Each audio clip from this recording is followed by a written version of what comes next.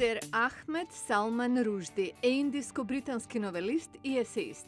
Неговиот прв роман беше објавен во 1975, вториот во 1981, за кој доби повеќе награди. Но објавувањето на четвртата новела во 1988, Сатански стихови, е таа по која луѓето го знаат.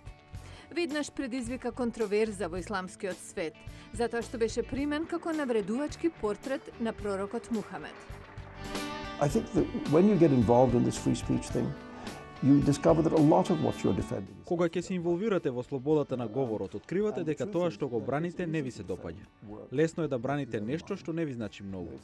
Лесно е да браните нешто со кое во главни црти се согласувате или нешто што не ве вознемирува, за кое ви е сеедно. Одбраната на слободата на говорот почнува кога луѓе ќе кажат нешто што не ви се допаѓа. Не завршува тука почнува. Ако не можете да го браните правото на луѓето да кажат работи што лично ви се одбивни, тогаш навистина не верувате во слободен говор. Туку само се согласувате со правото на луѓето да се согласат со вас.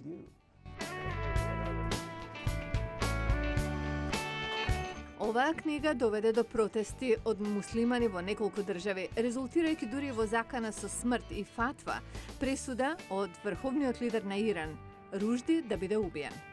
Ружди мина многу години криејќи се после ова, само повремено излегувајќи во јавност.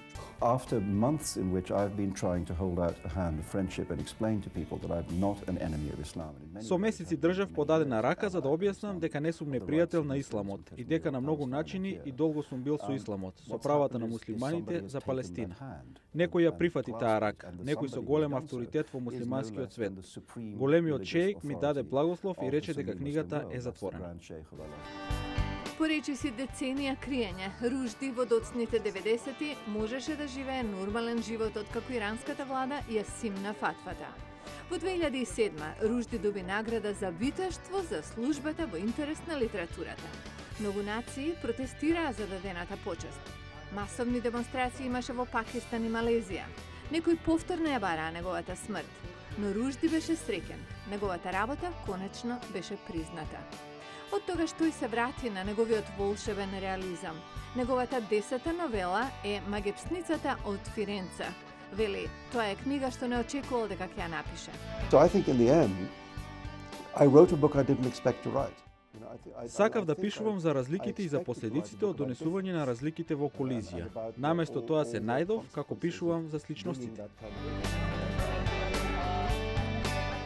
Зашто и да пишува Салман Ружди?